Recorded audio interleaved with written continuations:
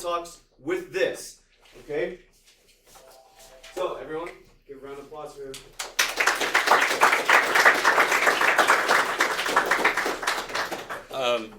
Just real quick, I'm recording this because I have a podcast.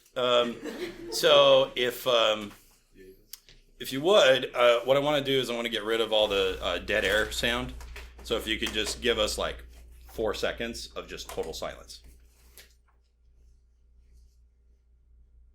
Perfect. Thanks. Okay. That way, what you do is you sample the sound and then you apply that to everything, and then it gets rid of that noise. So there you go. Little tech something. So if nothing else, you know one thing about audio, I guess. We're going to have to eventually move this car out, so we're going to go this way. So when they come in, you just will have to help. Okay. Like I said before, guys, make sure you guys are writing down any questions or anything like that. It is a very, very important. I'm going to let the speakers just introduce themselves, but here are their degrees and everything on here. These are the questions we're going to go over. Okay, so hopefully we'll get through all 5. I doubt we'll probably get past the first one, but that's okay. And so I hope you enjoy it. Sounds good? All right. We'll start with Josh, since he's first. He can tell him a little bit about himself, why he is on this side of theism, how he became a Christian, blah, blah, blah, blah, blah, blah, blah, blah, stuff like that. Sure. So I became a Christian, as I told you guys last time when I was here, when I was between the sophomore and junior year of high school. So that's where I was presented with the truths of the gospel and believed in them. And since that time, I've spent most of my adult life pursuing academic study of Christianity and related issues.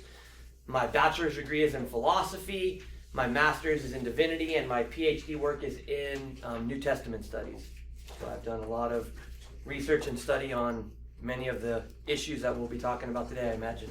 And I currently teach philosophy at Grand Canyon University, and I'm a pastor at a church in Mesa, Arizona, Church of the Redeemer. Sweet. Mr. Crowder? So I studied video games. I did that for a while, and sometimes I watch YouTube videos and listen to podcasts. I have a healthy audiobook collection, and basically the only teacher I really have is me. Luckily, I'm a teacher, so I guess that's a little bit helpful. And sometimes I have really gifted advanced students that force me to try my best. So thanks a lot, Gabe. It's killing me, though. It's killing both of us. Yeah. No, it's good. You gotta push us towards. In fact, I wanted to say that I'm grateful to be here, and that I have this invitation, even though it's a bit of a David and Goliath in a way, but I'm still very grateful for it because it really forces me to study these things and to go, can I back up the things that I believe? You know what I mean? And you need to be able to ask yourself hard questions and have someone against you to ask you hard questions. One quote I can bring to you from video games comes from Dragon Age Origins, which is, man is made by the quality of his enemies. And I think that's going to be true here. So I grew up in the LDS religion. When I was 19, I went to the south of France, and I was a missionary for 2 years.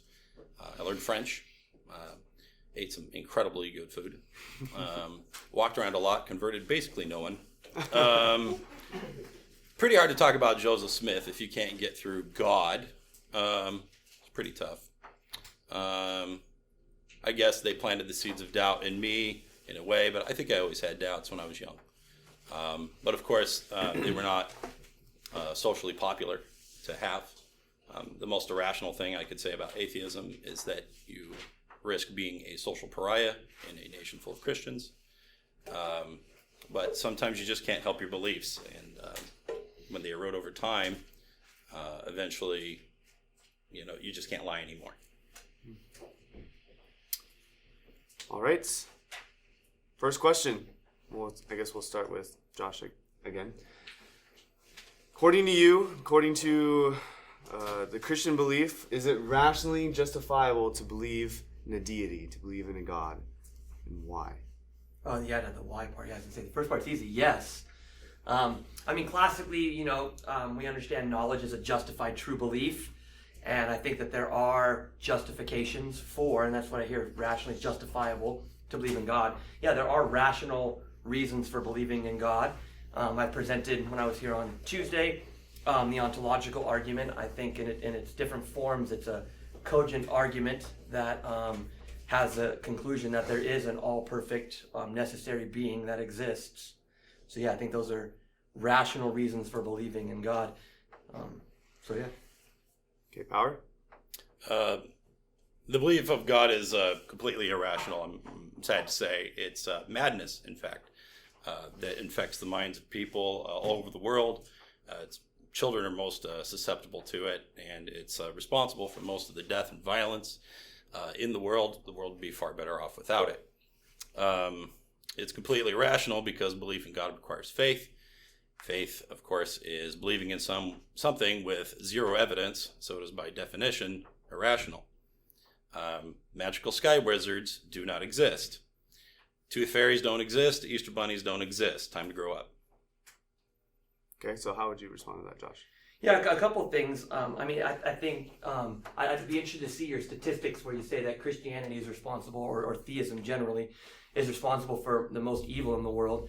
Mao in China, he was an atheist, and he's killed more people than any Christian religion that I know of, or theistic religion that I know of. But more importantly, I'd like to hone in on the fact that you said that faith by definition is irrational. Why would we?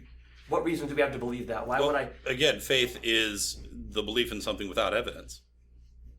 That's not how I would define faith. So Okay. I'm curious why would we understand faith as believing in something without evidence? Why would that be a good definition for faith? Well, that's the definition I've been using. So. Oh, okay. So I we guess could agree. we could discuss what the definition is. Yeah. So on that definition of faith, we both agree faith is no good. So I would agree with you. That kind of faith is not. When I say I have faith or I believe in something, that's not what I mean. Right. So I guess we come to some common ground there and say, the people. So what is faith to you then? Yeah, faith is trusting in somebody or resting in some truth. Looking to, in my instance, trusting in God for what He says He's going to do. But it's not apart from evidence. There's nothing about it that's devoid of evidence. In fact, in the Bible, it says that faith itself is evidence. Right, but you're appealing to the Bible for evidence, which is a circular argument. Oh, I wasn't pointing to it for evidence for God. Don't misunderstand me. I was just saying that even based on the Christian faith itself, it would not understand. It definitionally, as a system, it would not see faith as something that is irrational, that goes against. Well, trusting in something and believing in something, I think, are pretty much the same thing. You could argue I have faith that the sun's going to go up tomorrow, but I wouldn't call that faith because I've seen the sun go up a lot. So something like how you see the sun, that's how I would see.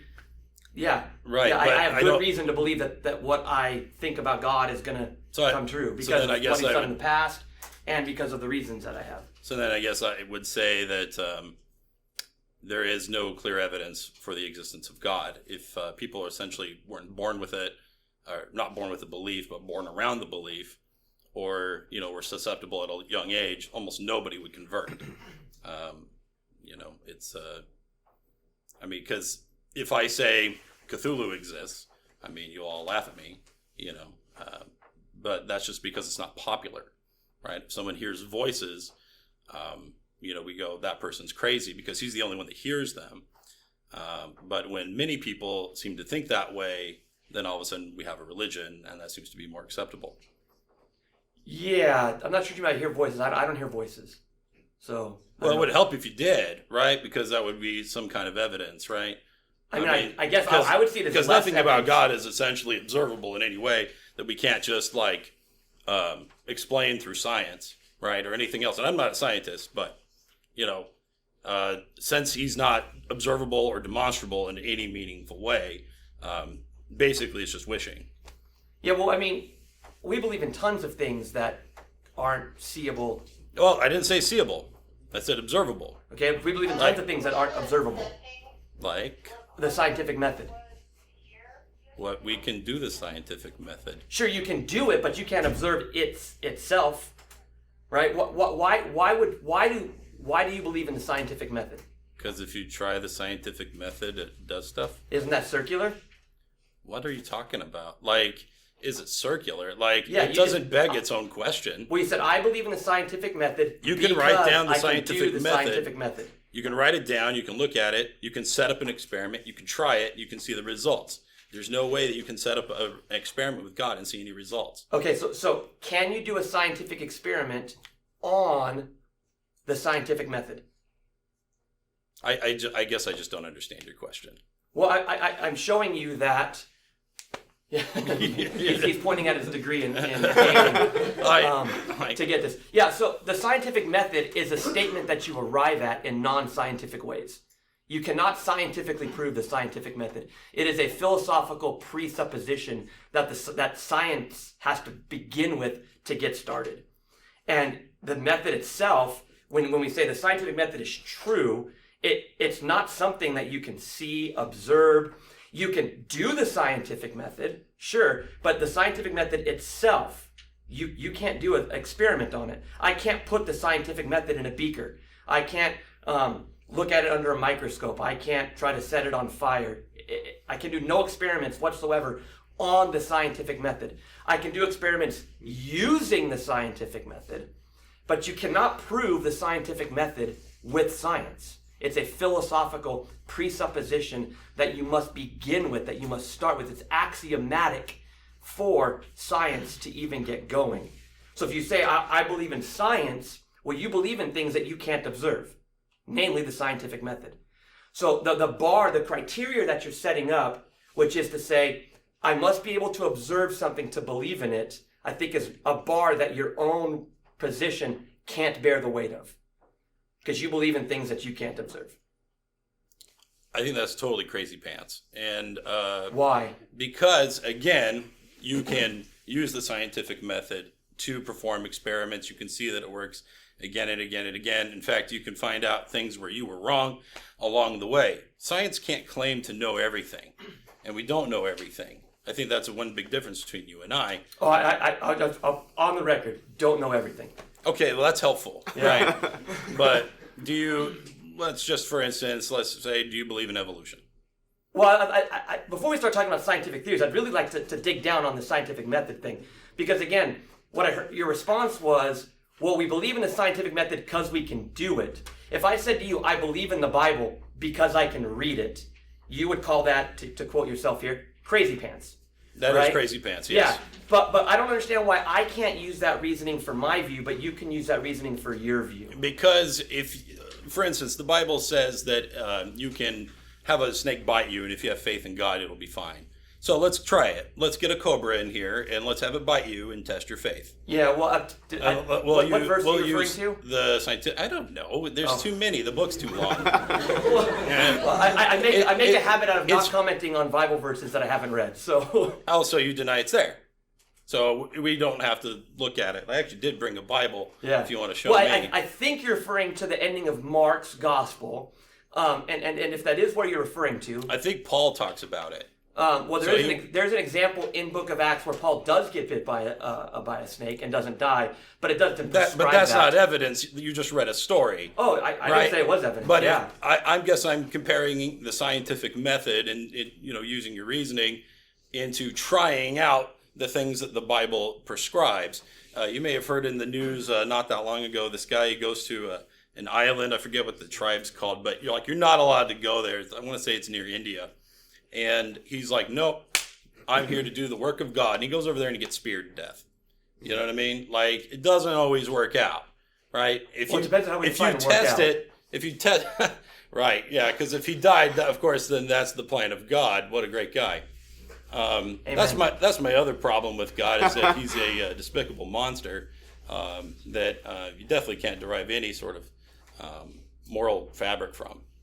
Yeah. So let's we're jumping all over the place. I think it'd be more helpful if we focus. So let's go back to the prescribing being bitten by a snake. Try it. Let's try it, man. Well, I don't think the Bible prescribes that.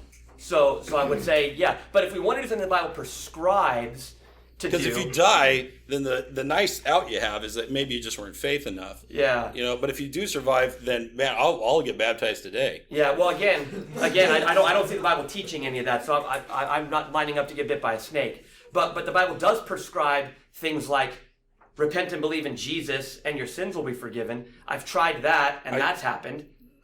How did you see your sins get? How did you observe your sins being removed? Again, why do I have to observe it for it to have happened? Because then you don't know. Again, You're just making stuff up. Again, man. there's tons of it's things just you believe fiction. that we can't observe. What? Okay, let's try. You didn't like the scientific. Let's try this one. Do you believe in the laws of logic? I think that sometimes philosophers try to create things out of thin air through logic games, as opposed Well, just to do you believe in logic itself? like actually observing things. I think Okay, so there's something to logic, but you're asking me a very broad question. Get with the law of hopes to non-contradiction. Do walk- you believe that is true? That something cannot be both A and not A at the same time, same place, same relationship. Do you believe in that? I think so. Have you observed that? Well, it just seems to make sense. Okay. So I guess I believe in logic. So we can agree now. We found something that we can agree on that we cannot observe, but yet we believe is true. Okay. Well, no, we can observe it because. Where do I go and see the law of non-contradiction? Well, I think you can just prove it. I mean, you can't like. Yeah, you can prove it. Right. I agree with that, but you can't observe it.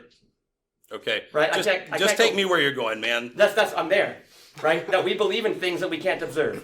I'm there because you keep coming back to this thing. Okay, you so- can't believe it because you didn't see it, and I'm just saying. But there are that things- criteria is just not a good criteria. But if there is something that we can observe that contradicts our presupposition, then we can go with the thing that we can observe, right? Not necessarily, no. In fact, to No, me, that'd be inconvenient. the law of logic is fundamental to thought itself.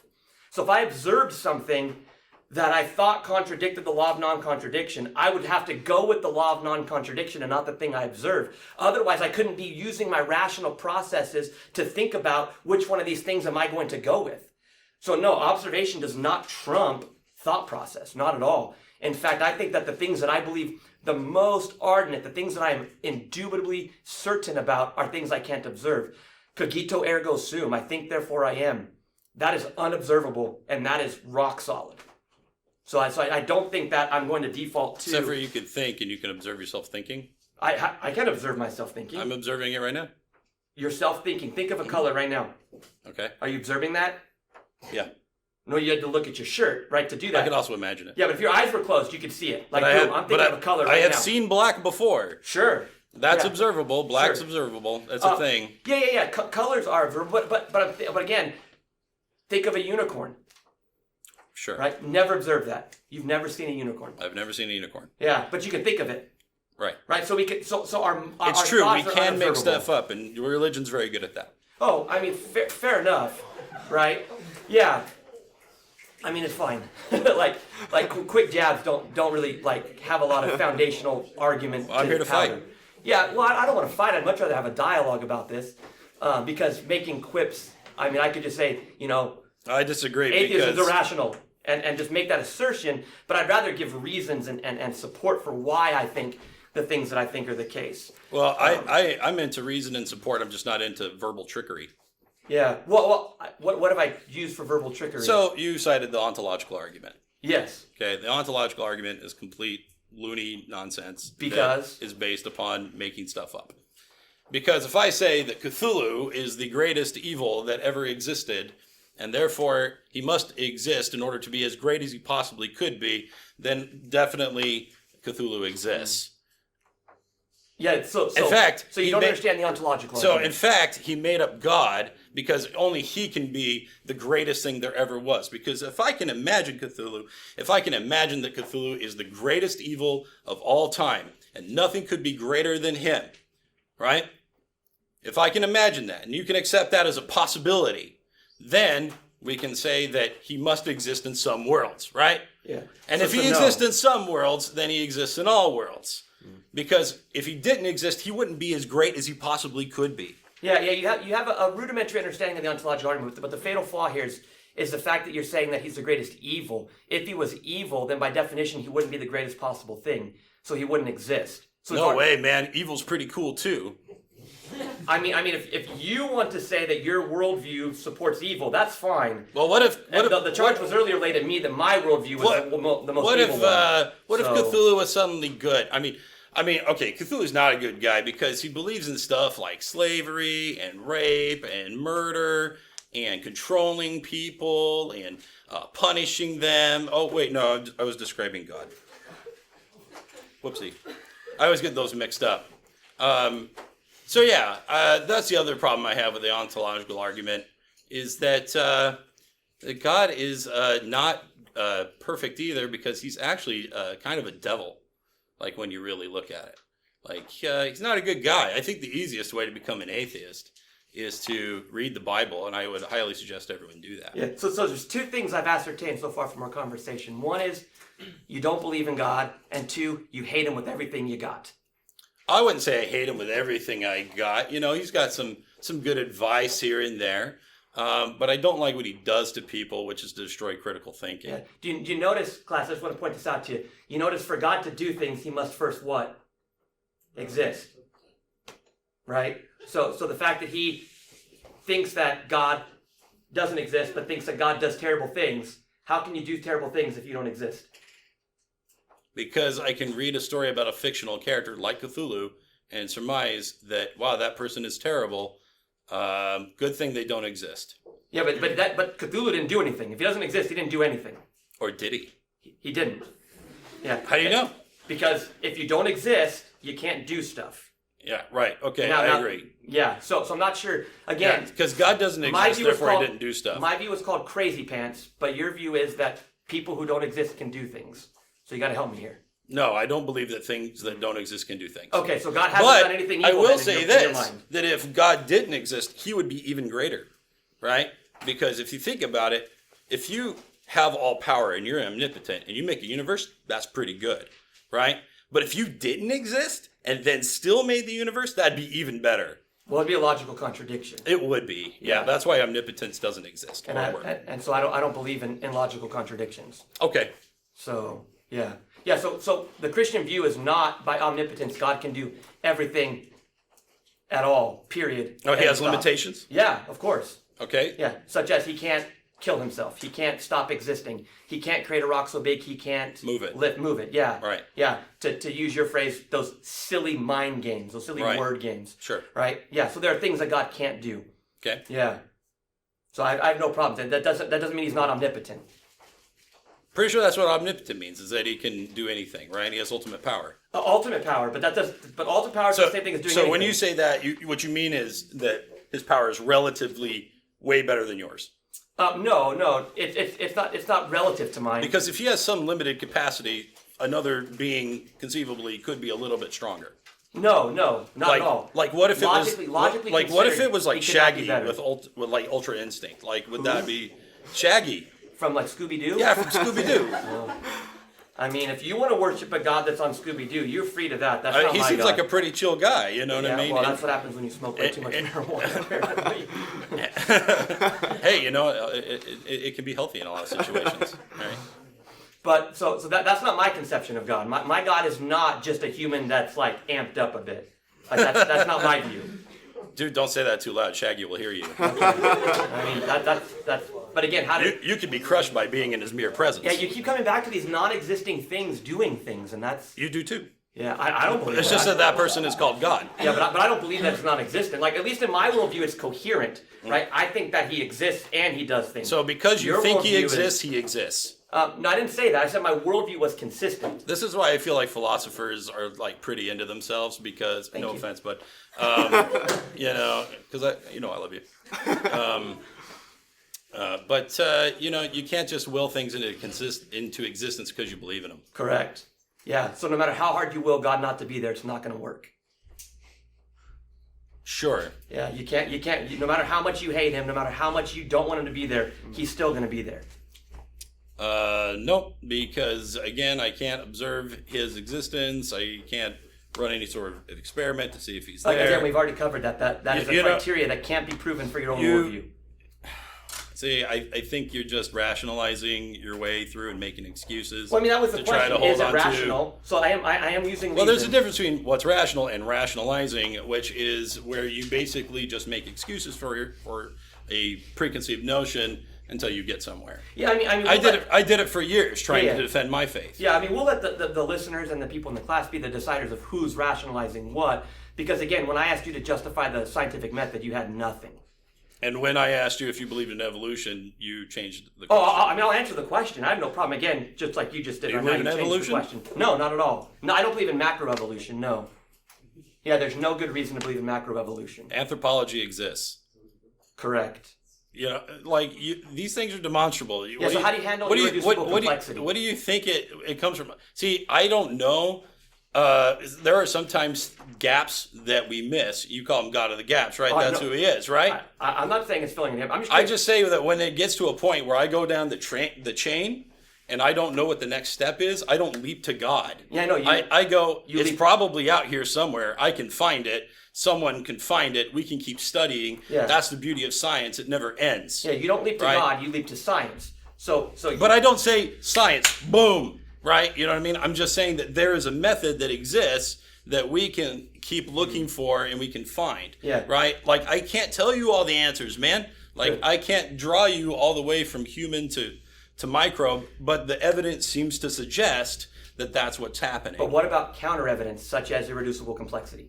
That's not evidence. That's just again, like, I don't know something, therefore I'm going to jump to God. There's no I don't. The irreducible complexity says nothing about I don't know. Irreducible. Have you studied irreducible complexity? Yeah, I've watched a little bit on it. I've been studying for this, Okay. right? So irreducible So complexity. Dawkins talks about irreducible complexity in the God delusion. Yeah. And misunderstands it. Yeah. Yeah, I bet he does. Yeah. So irreducible complexity is the view that for a system to exist, all parts must be necessary for it to preserve a function. If it doesn't have a function, then natural selection cannot select for it. If all parts must be there for it to have its function, natural selection cannot, by definition, select for it. So how did these things arrive if natural selection could not have produced them? It's not I'm jumping to God of the gaps. It's not, I'm looking at the evidence. I see the bacterial flagellum and its motor, and I go, Darwinian's processes could not have produced this thing. You say, well, science is true, therefore it's going to give me an answer. Now I'm going to ask you, which one of us has more faith there? You're putting your faith in the scientific method. If science is going to get us there. My faith is just saying, I'm looking at the evidence and I'm saying, Darwinian couldn't have done this. The Darwinian processes could not have produced the bacterial flagellum motor. That's just personal incredulity, right? That you don't understand how natural selection works doesn't mean it's not valid. No, I didn't say I didn't know how it works. I said that it could not have No, but you produced demonstrated that you don't know how it works. because So I guess I'll explain natural selection to the best of my bachelor's degree here. But I would suggest that you After go this, to we'll move on to the next question. That you take. Oh, we are at one question. yeah. Okay. Well, we kind of covered a couple of these in here, but like sort of, yeah. Okay. All right. Let me use comedy to explain. All right. So there's girls, right? And girls, they don't want to be with just any old guy. Sometimes guys gotta, they gotta go running a little bit. Not like me. They gotta, brush their teeth. Sometimes they need to make a little money. Maybe they gotta, be worth a damn. And then she might decide whether or not she would like to mate with him. And they are the gatekeepers. So congratulations, ladies. You decide everything. You decide who lives and dies, right? Which is why rejection hurts so much, right? And this is just, and why does this happen? Well, it's because we have genes in us that make us want to perpetuate our genes and to survive. And when a woman says, I won't go to the prom with you, what she means is, you can go ahead and die. That's fine. Right. So I have no idea what that's to do with natural selection. Help well, me. you see, if it's dating leads to sex, and sex leads to reproduction. So whether or not a woman chooses to pick, the fat guy or the skinny guy is pretty much up to her. But when she makes that decision, the two people will mate, and they will have children, and those children will more likely look like the father she chose. then when they have children, their daughters will be very choosy as well, and they'll do the best they can to be as attractive as possible, to attract the best mate possible that they can possibly get, probably the most wealthy that they can get, the most good looking they can possibly find, and their children will look a little bit like that, and so on and so forth. Well, why does good looking have anything to do with survival of the fittest? Well, you see, people won't pick you if you're not good looking, right? It's just a trait That's that not we've true. I picked got up married. on. You- So that's just demonstrably not true. All right, we agree. Yeah. All right. So again, I don't see any reason why I'm to believe in Darwinian evolution when there's demonstrable evidence that there are things that it can't explain. Now if you just want to say, look, it's an outlier, we don't know how to get there yet, and we will get there eventually, that's fine. You can hold that view, and I don't think that's necessarily irrational per se, because you think it has a lot of explanatory power. But I also don't think it makes somebody who looks at that and says, look, there are things that Darwinian evolution can't explain, and say, well, you're stupid, you don't believe in science, you don't believe in these things, because I'm looking at the evidence, using the scientific method, and coming to a different conclusion. That doesn't mean I don't understand science, doesn't mean I don't understand the scientific method, doesn't mean I don't understand survival of the fittest, or any of those things. It just means that your view has some problems with it, and I'm pointing out one of those problems, and you're saying, yeah, I agree, there's a problem. We don't know the answer yet, but we'll get there. But I just hope you do realize that that's putting faith in science. You have faith in science. So if you're going to mock faith, you got to look in the mirror, because you've got it too in the scientific method. Because you're saying one day it's going to get us there. I'd rather not have a promissory note. I'd rather have the truth. Well, So- if we follow science, Hold on. then we can All see right. what it creates, and then we can go to space. We're instead of gonna, nothing. because that kind of ties in, I guess, with question 3. It's atheism, faith. Let's go kind of change gears to that. Like, I know No, Power. atheism like, isn't yeah, we've faith. talked a lot, and you've clearly demonstrated that atheism isn't faith. And I've talked to Josh a lot, and he would disagree. So how would you respond to something like that? Is atheism faith? Well, again, I guess it's just based upon, we have differing, although I don't think they're that different, explanations on what faith is. All atheism is the lack of the belief of gods. And most of you are atheists 99% of the time, because you don't believe in things like Thor and Loki, and you don't believe in Cthulhu, this flying spaghetti monster, the celestial teapot. You don't believe in any of these things. So again, 99.999% of the time, you don't believe in gods. You are an atheist, except for some of you make one exception, and you make one exception, right? All atheism is doing is taking that one step further. The atheist says, demonstrate to me the existence of a God. And then when that fails to happen, as always happens, then we just remain unconvinced. Yeah, I mean, I don't know any clearer example I could give that you believe by faith in atheism than the earlier exchange we had on the scientific method. You just fiat by faith the scientific method. But that's not faith, again, because You're trusting without any evidence. I'm looking you have zero evidence I'm for the looking scientific at method. demonstrable evidence that by using the scientific method, and to me that is evidence. Yeah, but that's begging the question, right? Why do I believe in the scientific method? Because I've used the scientific method. That is definitionally textbook begging the question. No, because then we have to talk about the specific example that you are trying out, right? Like, I don't just say the scientific method proves the scientific method. I'm saying that by doing the scientific method to perform an experiment of science, you can go, hey, that produced a result. Right? Why should I That's believe not it's a good faith. result? That's literally evidence. And if you don't think that that's evidence, I don't even know what to say at that point. Oh, well, it's evidence, but it's not evidence of the scientific method. Yes, because by using the method, you got the result. Right. So you just phrased it as begging the question.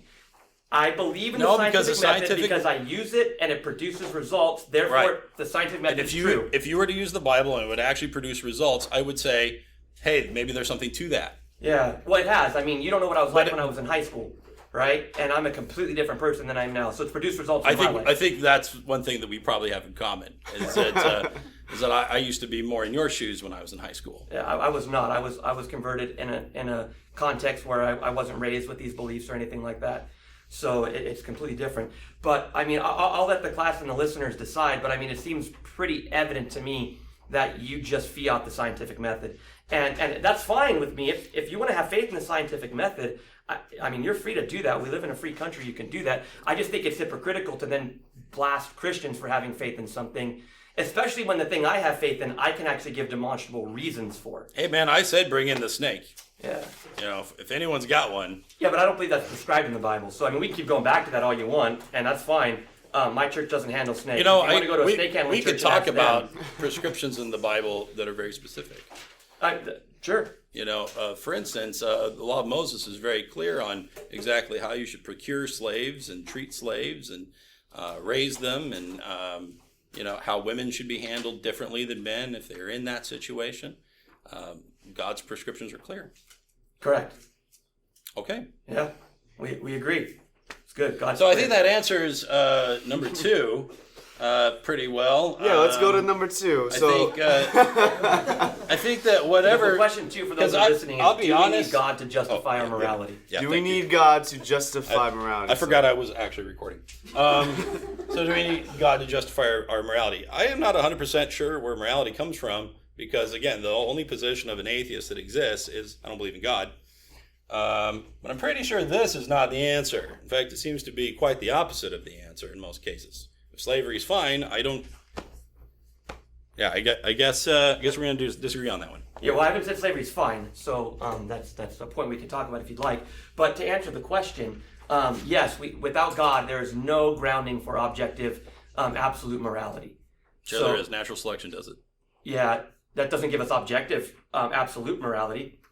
True. Not in any way. I mean, But- even your touted atheist Christopher Hitchens doesn't believe that religion. He's fine with objective morality, but he doesn't think it's absolute. Well, You can't get to- atheists could disagree. I mean, we don't have a prescribed doctrine.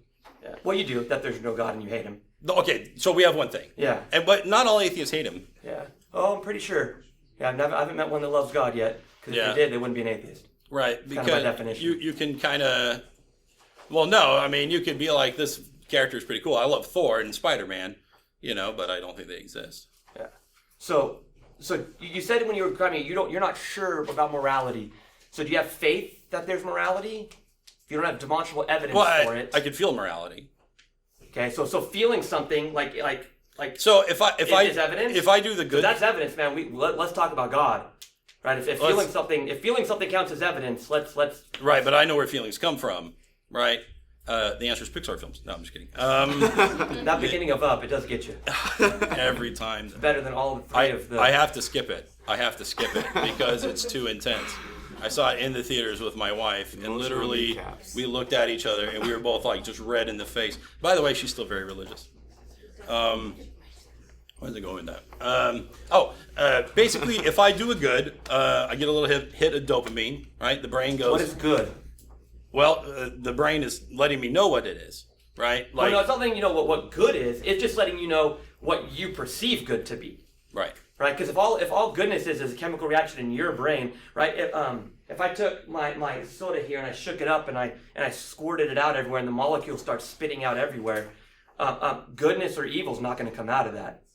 Right? Molecules banging around don't produce morality. No matter how fast, no matter how complex those molecules get, you're never going to get to morality from that. Well, you see, I think in a way, perhaps morality is like a magic word, right? Because again, It's a magic word that defeats atheism. Yeah. right. So anyway, so natural selection, right? So when it comes to natural selection, let's say you have a litter of pups, right?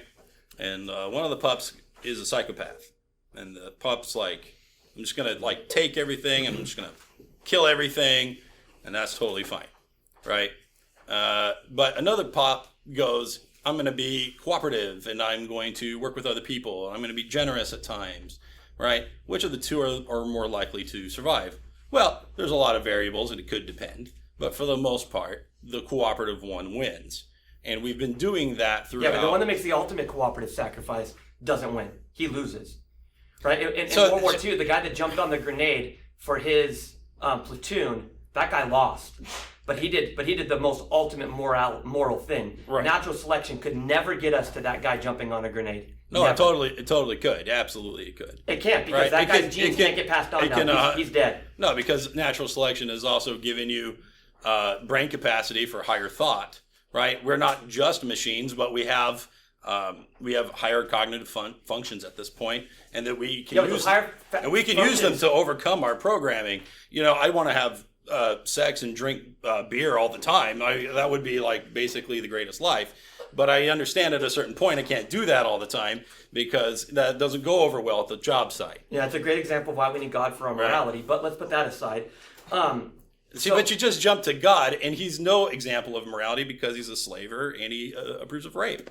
Yeah, but how are you saying, on what basis are you calling those things evil? Your worldview cannot account for evil. So to throw evil at God, you have to sit in God's lap and smack him in the face. This is why I'm an atheist, because when you have to argue about whether or not slavery and rape are bad, you lose. I'm not saying that they're good, but I'm saying your worldview has no way to account for those things being evil. None. You just come to the conversation with all this built-in image of God stuff in you that says this is bad, now I'm going to use it against God. And the only way to do that is to believe that you have a foundation for morality. But atheism provides no foundation for morality. Even if you can do a big fancy definition for morality, you can't justify slavery. I'm sorry. I'm just going to go that far and say... well, until you can justify morality, I have no need to justify or unjustify slavery. You can't give me any moral charges. The only point that you're giving me is that you can't speak philosophy on my level. And I'm like, yeah, of course I can't. I'm just some schmo, right? But I can at least say that slavery bad. Okay, that much I understand. And I can say atheism and so I think I think you're so well educated you can't see common sense anymore. You're so up in the clouds you can't look down and see the ground. Slavery bad, man. It's very clear. Yeah. So let me be clear. I have never affirmed, nor will I affirm, that slavery is a good thing or rape is a good thing.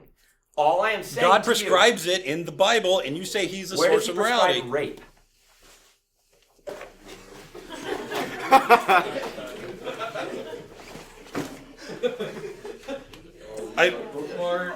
I have the pink tabs all for rape. He pulls out a Bible, and I think that's great. I think that's great too. I'm glad. Let's be quiet. Thank you for narrating because let's be quiet as we hear the word of truth. Go ahead. Okay. Absolutely. And they warred against the Midianites, and the Lord commanded Moses, and they slew all the males. So first of all, we're into murder. Okay. Well, it's not murder. And they slew the kings of Midian beside the rest of them that were slain, namely Evi and Rechem. I can't say these names. And Zer and Hur and Reba, McIntyre. 5 kings of Midian. Balaam, also the son of Beor. They still wrote this word. Jesus, is so boring. And the children of Israel took all the women of Midian captives and their little ones, kids, and took the spoil of all their cattle and all the flocks and all their goods. And they burnt all the cities wherein they dwelt. Sun Tzu says that's a bad way to conduct war, by the way. And all their goodly castles with fire. And they took all the spoil, all the prey, both of men and beasts, and they brought the captives and the prey and the spoil unto Moses and Eleazar the priest and unto the congregation of Jesus Christ. And Moses and Eleazar the priest and all the princes of the congregation went forth to meet them without the camp. And Moses was wroth, that means angry, with the officers of the host, with the captains over thousands and captains over hundreds, which came from the battle. And Moses said unto them, have ye saved all the women alive? Are they alive, guys? Did you do that? Behold, these caused the children of Israel through the counsel of Balaam to commit trespass against the Lord in the matter of Peor, and there was a plague among the congregation of the Lord. Now therefore kill every male among the little ones, so kill all the male children, and kill every woman that hath known man by lying with him. So all the non-virgins, let's kill them, because those aren't useful. But all the women, children that have not known a man by lying, keep with them, keep alive for yourselves. I wonder what they're gonna do with them. Oh, are you done? Yeah, that's the end. Because I heard nowhere in there whatsoever God commanding rape. So I was hoping for something a bit more daggering. Moses is a prophet of God. Yeah, there was nowhere in there even that they were to have sexual intercourse. You didn't even bring that up. Well, let's see. They're differentiating the women based on whether or not they had sex. Sure. And then they said, keep them alive for yourselves. I'm sure it's just for playgroup. Again, the person you worship is a monster. Yeah, again, you have zero criteria Okay, for all right, morality. let's try another I'm one. going to handle that Let's try verse though another for you. I want to comment on that verse for you because you brought it up. I think that's a good place to go. First off, you said that God was commanding murder. He's not commanding murder. Murder is the killing unjustifiably of people. God, because he is the creator of the whole universe and the world, he is able to say the standards by which we are to live. When we break those standards, we are committing sin against a holy God and are therefore deserving of death. Because God has used somebody... Now who believes in moral relativism? I know. You know, it's just... Yeah, God's on everybody. God's like, yeah, I made that guy, it's fine, just kill him. You know what I mean? No, I don't accept that. Right? Well, you don't have to accept it. I know that. But all I'm saying is I don't believe in God. This is where... of course that's I'm what going to you get to believe. this end of the sentence. No, I forgot it. If God commands you to kill someone... Look, let me tell a story. All right, real quick. All right. Story time. So story time. So you talked about your conversion a little bit, right? Not a lot, but a little bit. Okay. So let me tell you a little bit about my conversion, okay? I was already kind of on the way out as I was having children. Children will do weird things to you guys. I was always in the hallways with my daughter and, at church, right? I would let my wife sit and enjoy church, and I would walk my daughter down the halls because, of course, she'd cry because church is unbelievably boring. And you go to the wrong church. Yeah, well, that's probably true. So anyway. Especially if it was LDS. So, yeah, because they're crazy, but you're fine. We agree on something finally. There you go. That's good. Just Anyway, I don't think LDS people are crazy. I was just kind of like on my way out when we had our second son, or our second child, who was a son. And I had been reading Penn Jillette at the time. He's one of my favorite people. You probably know him, right, from Penn and Teller? Oh, yeah. Yeah. And he opens his book, God No, with this idea. It's like, if God commanded you to kill your child, would you? If the answer is no, you might be an atheist. If the answer is yes, please reconsider.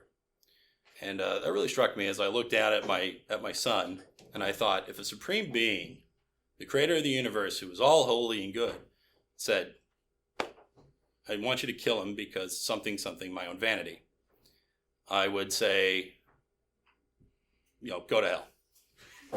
Go make a hell and then go there, right?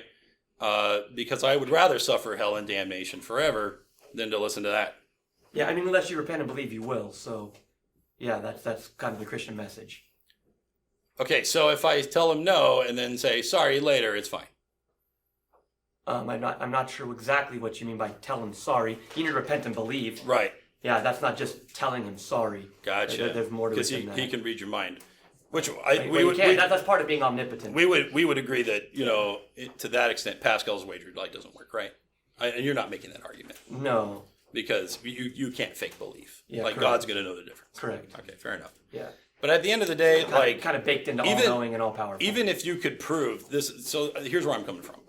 Even if you could prove that God existed, I would still reject him because at least the one defined here. No, I know that. That's why I said there's only two things you believe in: that God doesn't exist and you hate him. I mean, according to the Bible, and this is what I believe, you believe God exists. You know God exists. You're in His world, and in this conversation.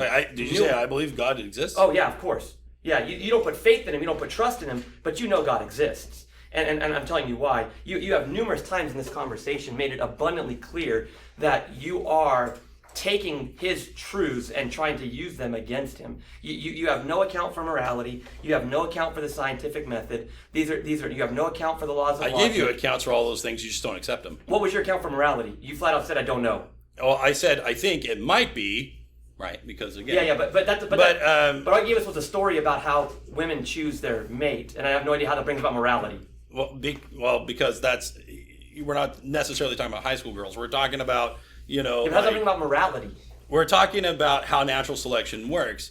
At some point, the ones that make it through the mating process usually are more what we would consider moral or good than the ones that are just crazy. Yeah, that may right? account for how we consider morality. That may be what accounts for what we think is morality, but that doesn't account for morality itself.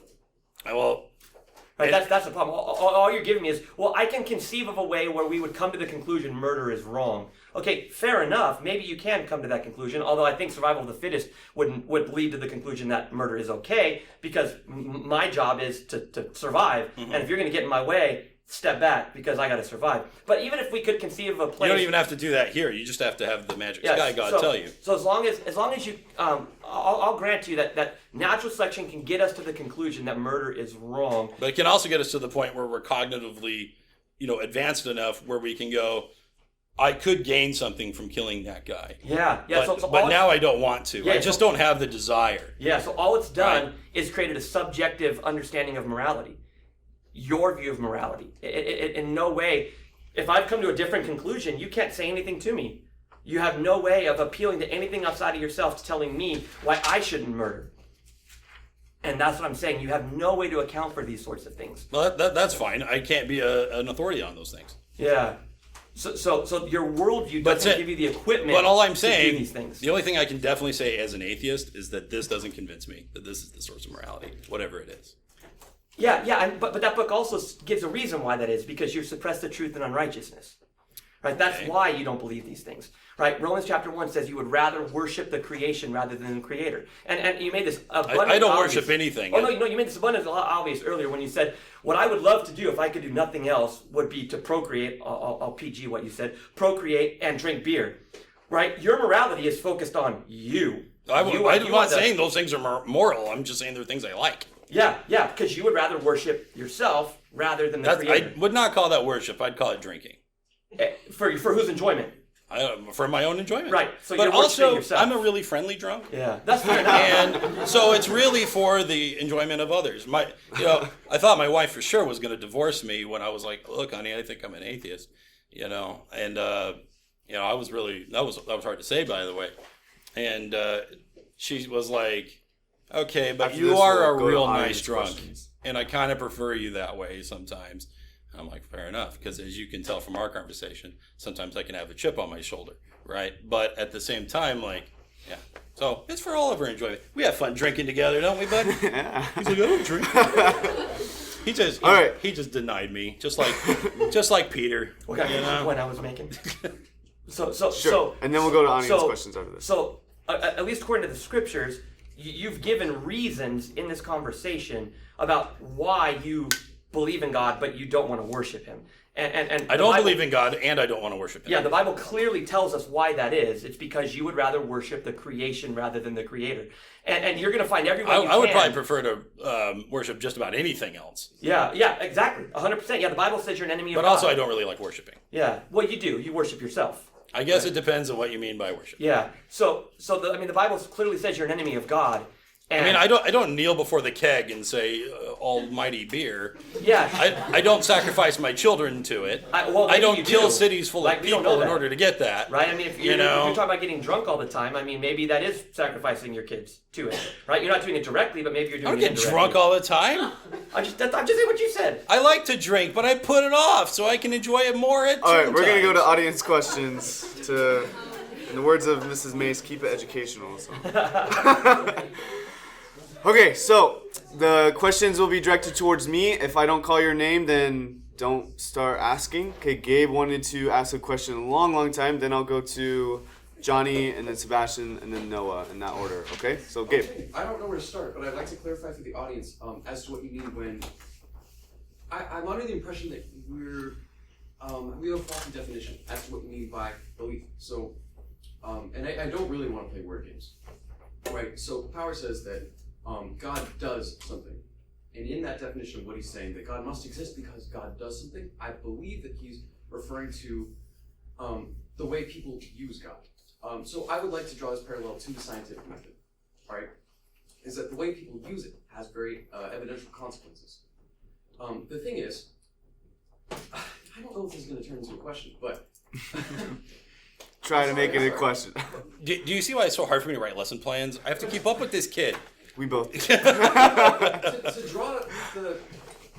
make a claim that the scientific method is based on faith is sort of true, only in the sense that being a human being is still an action based on faith. Yeah, just for the record, I don't believe the scientific method is based on faith.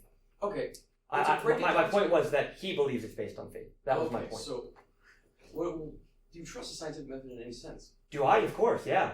I drove my car here. Why? Because it's a good method.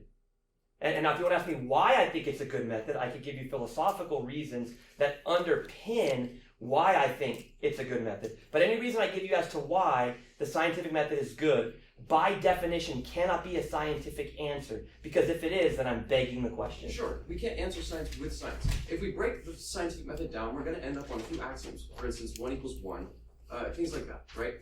Yeah, the law of identity. Fundamental to existence, regardless of whether you believe in God or not. Well, you're right, they're fundamental whether you believe in God or not, but the problem is that you can't account for them without God. You can't account for those axiomatic truths without God. There's no reason to believe that 1 is 1 will always be 1 unless God is underpinning reality and keeping it going. This is known as the problem of induction in philosophy. There's no reason to believe tomorrow will be like today unless there is a supernatural being holding the universe together. There's no reason to believe it. The scientific method depends on the existence of God. I'm willing to make a faith-based leap that tomorrow the sun will rise, just based on my past experience. Yeah, I don't have that much faith. You are willing to take a leap of faith that God must exist to provide this universe that exists. Yeah, that takes less faith than your faith.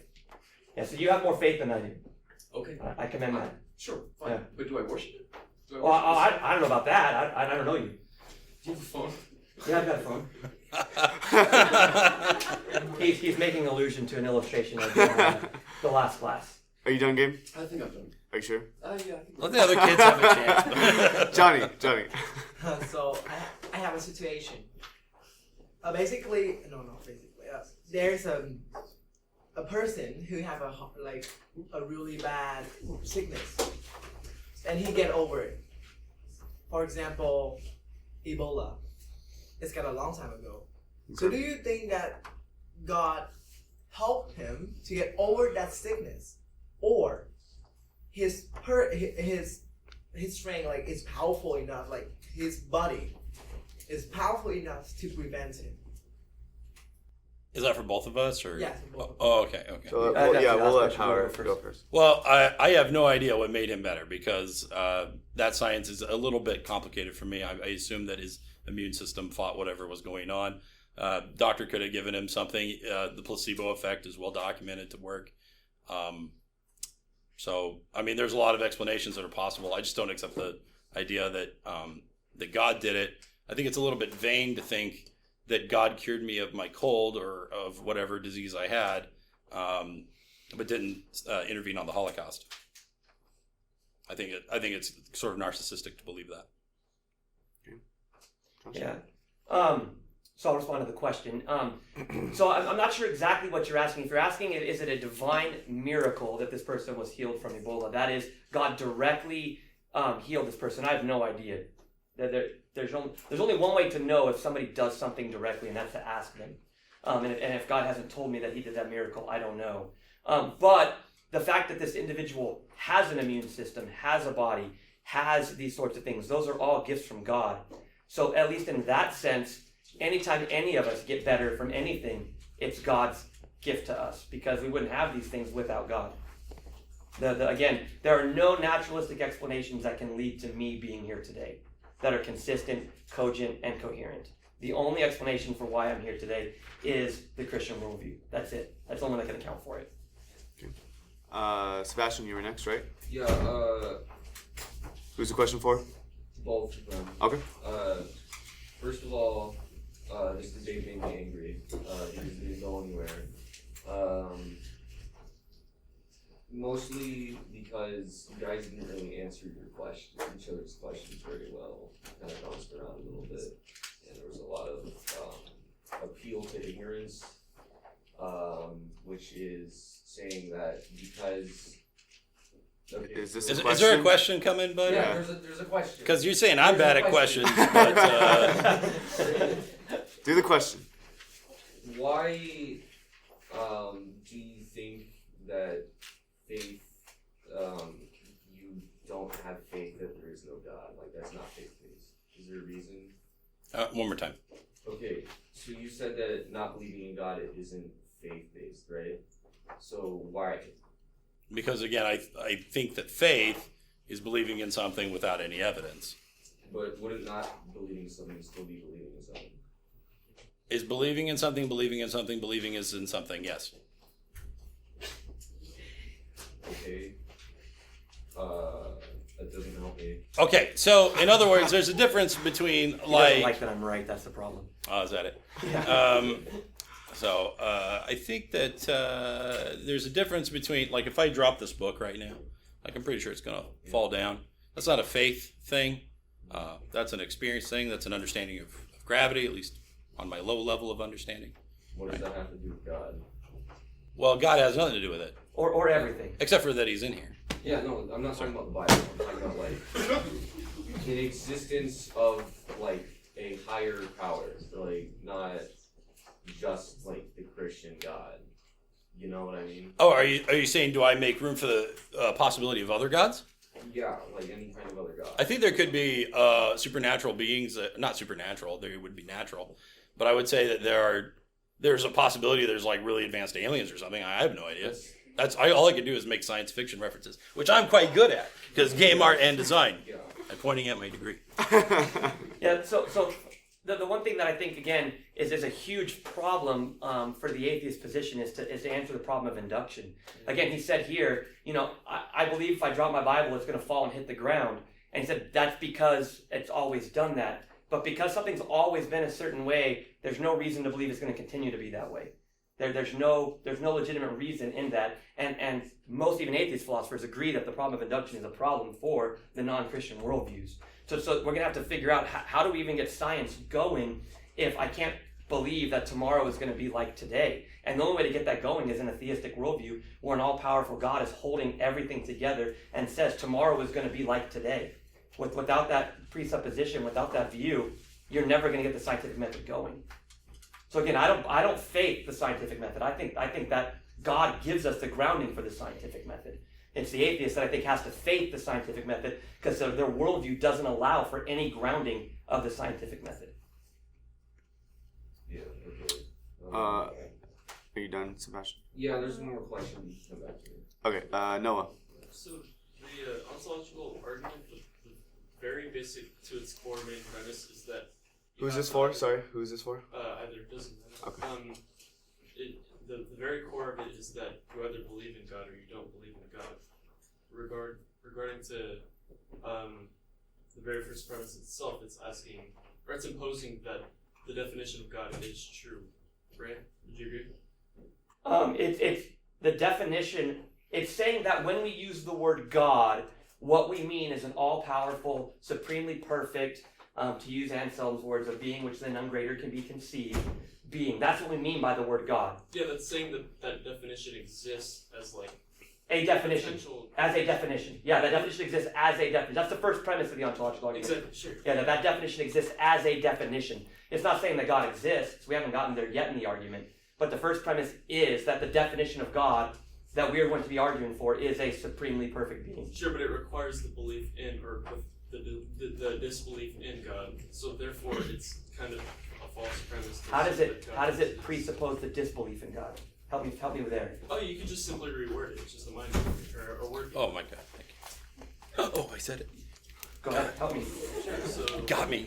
if you go any further with the premise, you would have to either make the assumption that this definition of God does or doesn't exist, right? What the premise says that it exists in your mind.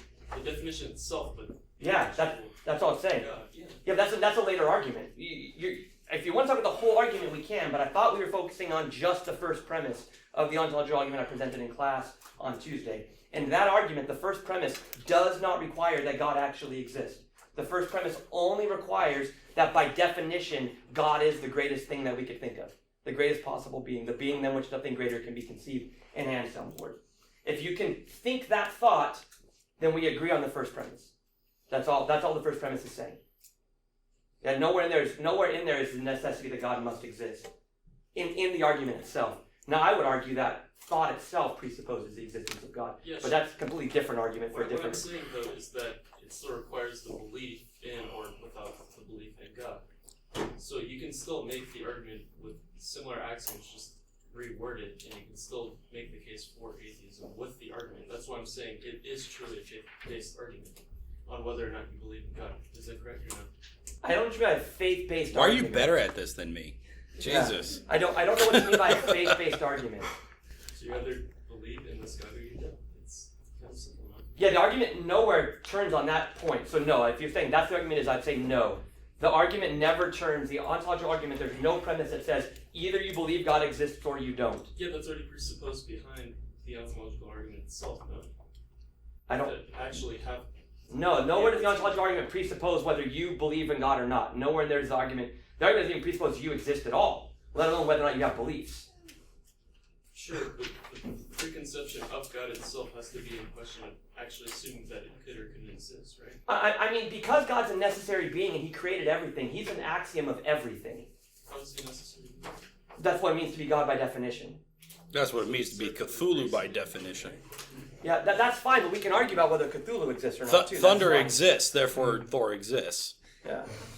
Yeah, that's not the But argument. that's even demonstrable. Yeah, so the fact that you think Thor's that's more the likely. ontological argument shows that you haven't wrestled with the gravity of the ontological I think it proves that the that's ontological argument makes no dang sense in the first place. Yeah, it might not make sense to you, that's fine. Definitely does not make sense to me. We're gonna We go can agree on to that. another Because, question.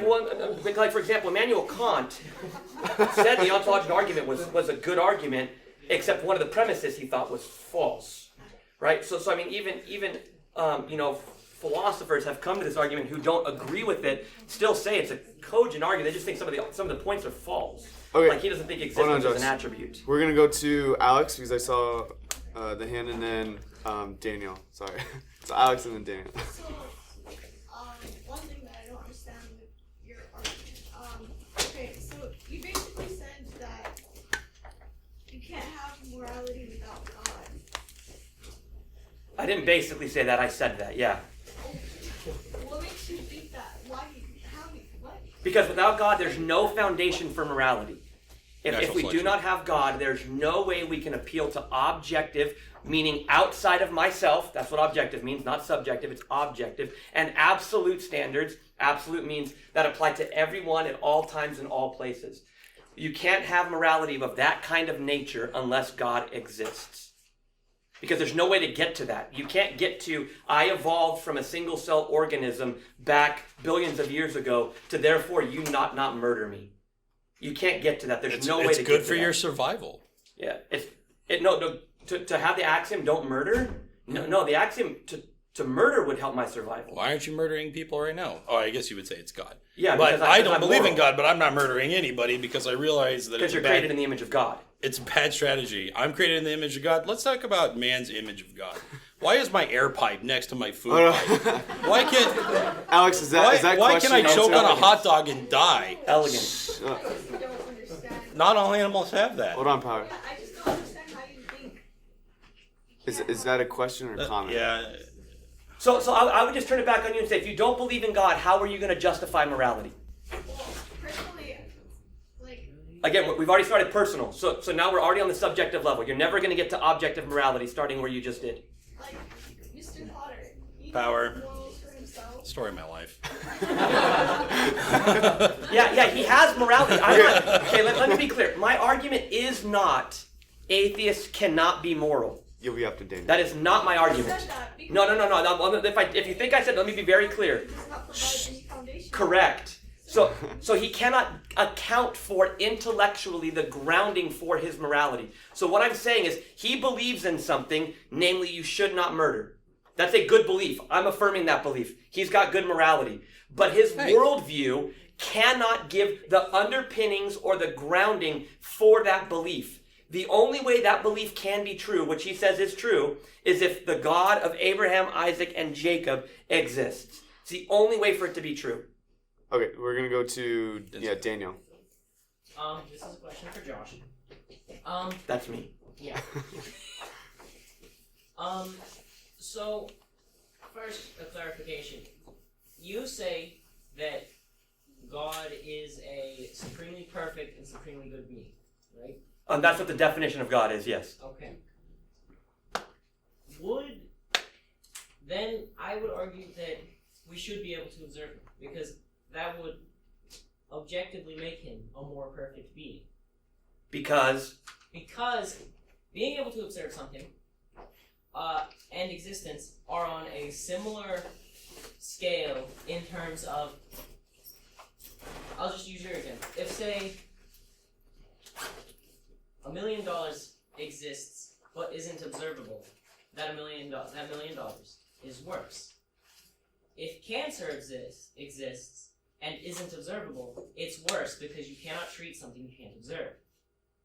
So, if both a good thing being unobservable would make it worse, and a bad thing being unobservable would make it worse.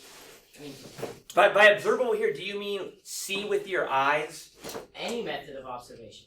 Well, because you can intellectually perceive God. So I mean, the ontological argument How at the conclusion is God exists. So I can use a way to observe God's existence through rational argumentation. So there are ways to get to observing that God exists. Now, if you mean I must be able to see Him with my ocular faculties, no. He's very specifically not saying that because we know the trap there. Yeah. So well, it's not a trap. It's a way of showing that certain ways of arguing against theism aren't good ways of arguing. Okay, we're gonna go to I think Gabe, yeah, and then Lexi and Abby. Just want to talk about murder real quick. Because you mentioned like Immanuel Kant, and I don't know. What was your opinion on like the right to life? Just believe in God for say like the Constitution or something. What do you mean the right to life? Life, liberty, pursuit, property, things like that. You know what I'm saying? I mean, are you asking if I'm an American? Yes. Yeah, right. Yes, I'm an These American. fundamentals completely don't necessitate God, right? Which is why I would. Well, say just for the record, everyone that wrote that would disagree with you. Are you sure about that? Thomas Yes. Jefferson said that the study of theology has no place in our institutions. That's fine, but he was still a deist and thought that At best, he was a deist those verbally. views, he would say undergird his thing. One of the founding fathers said that our society is not fit for a unreligious people. It's wholly unfit for that. So all the framers of the Constitution believed in a Also, God. our framers also had different beliefs. A moral people was required? Are you conflating those religious people? Well, I do know the quote. I believe I know the quote you're talking about. But yeah, they equated those things. Yes, they equated moral and religious because they understood the argument I'm making that without God, you can't have a grounding for morality. So you believe most Americans don't have morals, no? Again, my argument is not that people are immoral without God. You did kind of say that. No, I've made it very clear. I've painstakingly made the point that I'm not saying that you cannot be moral without God. I'm saying that you cannot have a philosophical, intellectual grounding for your morality without God. Sure, not tried and true, not 100%. It's going to be a presupposition, right? Because I think that 1 equals 1, and I cannot prove that, right? I would consider one life equal to life, which is why I don't feel like killing no one else. Well, there's plenty of other reasons why, right? But this is deontology. Sure, well, it could be, but again, the deontological method, although he tries to get us to absolutes, it doesn't get us to absolutes, because all it does is it starts with the subjective person saying, I wouldn't do this in this or this circumstance, therefore nobody should do this in this or this circumstance. And just because I wouldn't do it, in no way means that you shouldn't do it. You can't get outside of the subjective. Kant can never get outside of his own mind. So there's no way you can put that on me. If I murder somebody, you can't say, wait, you broke what I wouldn't do. So? We're gonna go to I said Lexi, right? Lexi. I thought you pointed at him next, but... Lexi, Abby, and then if we have time. So make it short, make it quick. Okay, I'll try. Okay, this is for Mr. Walker. Sorry, I don't want to attack you, but I just have a question. Yeah. Okay, so Do you have your phone with you still? a general atheist belief from the atheists that I've discussed this with is that God, the idea of God and the idea of the Christian religion and the Bible were created by some person that wasn't God a very long time ago, okay, to explain the unexplainable at the time, to explain what we could not explain at the time, to explain certain scientific topics. Just like the scientific method. The scientific method is a human construct. We created it. Okay, the scientific method could not stand up against the universe. I would argue that was a creation by humans. Is there a question in here? Yeah, how can we prove that God isn't the same thing? That God isn't an idea that we created to explain what we cannot explain and to give us things like morality? what would your argument be against that? Yeah, the ontological argument that there are rational reasons for believing in God. Okay. I think that you can come to the conclusion God exists wholly apart from trying to do the quote unquote God of the gaps. That my belief in God is not, I look back at the universe and think, how did this get here? I can't think of a reason. Poof, must be God. Never gave that argument. Don't use that argument. Not an argument I hold to. Okay. Right? So I don't believe in a God We're of the gaps gonna theory. go to Abby then. Alright. So you basically in the beginning you started saying that you have to believe if you think God has these actions, then you have to believe he exists, right? So if God creates these actions, so to speak, then he exists. But is it the story of his actions, so to speak, or that creates the people's actions due to his existence? I don't know how to phrase this. You're fine. exactly. You're fine. Okay, so we have. Let's get to a question. I'm trying. Okay, so we started with God's actions, where we said that we think he has actions, he exists, correct? Right? So then. Well, if a person says God did this, that person is presupposing that God exists. But then are we going back to this book we have here that says his actions that are written by other people, so we're creating this existence of him through these stories? Yeah, but if you don't think he existed, he couldn't have done anything. So I don't know why we care about what a being that doesn't exist did. I think what she's doing is she's presenting a hypothetical, right? Like whenever I say, God said this, he commanded this, I'm not saying I believe God exists. I'm saying hypothetically, if God existed and he said this, then therefore whatever. And then we can continue the argument, right? I mean, hypotheticals are okay. Sure. Am I missing the okay. Okay, so we're gonna Yeah, go but- to Yeah, I don't understand how that has anything to do with whether he exists or not. we're gonna go to Hoy. That's fun. So my question to Mr. Walker is like, so We have like a believe question that- for that- Mr. Power. I get it. In love, man. Sorry. Go ahead. I mean, I knew I was coming into a room full of atheists, so it's okay. So like you believe that God is good and he's like all knowing, is all good, but like how do you not believe in that Satan, Lucifer, and the devil is good too?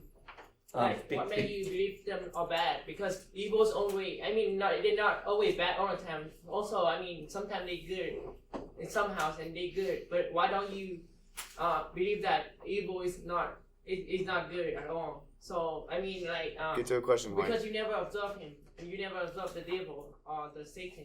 Yeah, I have never seen the devil. You're right. Yeah. So like, how do you say that the devil is bad? Because the Word of God says he's bad. But you never see God. Correct. I've never seen God. So you say No, it's not circular because he's asking me why I believe it. I'm not telling him to believe it. He asked me why do I believe it.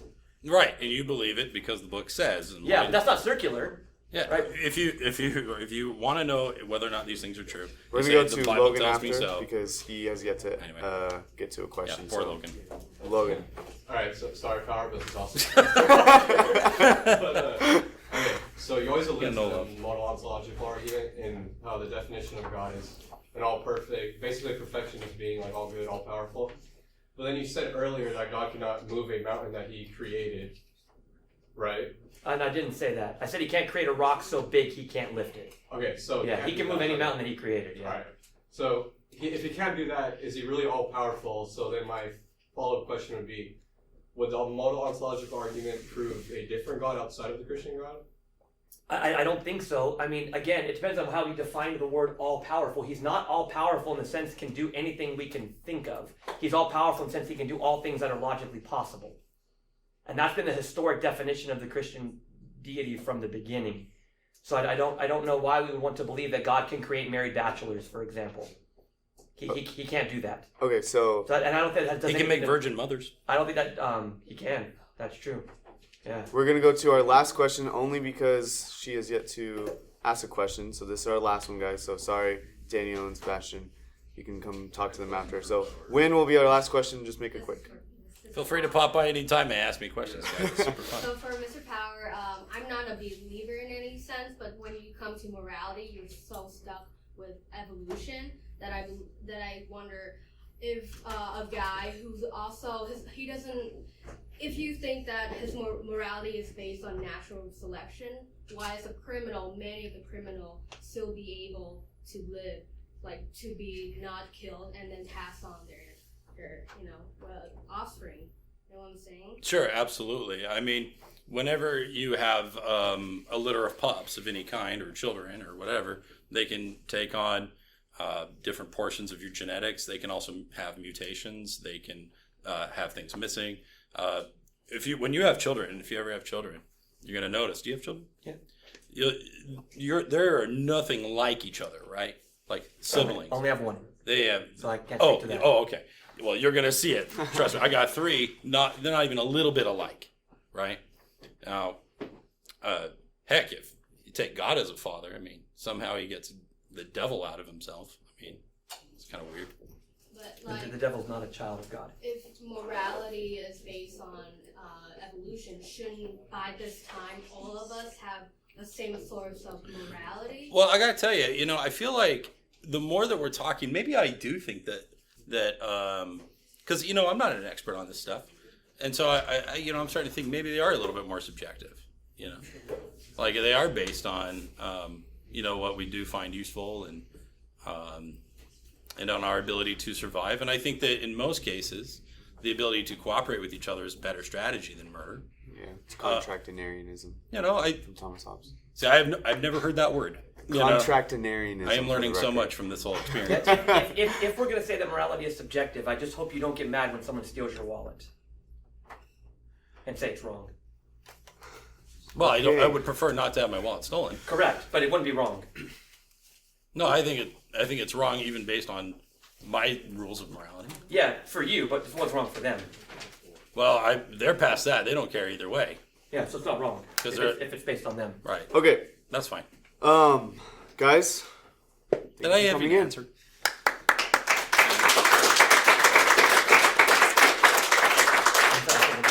So, Jake, thanks for having me. You can't swing by my room because I'm not here, but I'll be preaching at Church of the Redeemer on the 28th in Mesa. If you want to come up and check it out, and then you can ask me questions afterwards.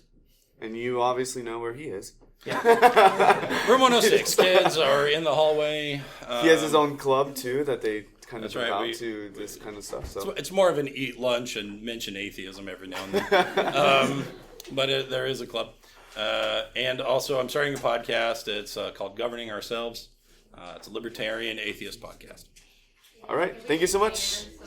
I want to pause it. All right. Thank you. Yeah.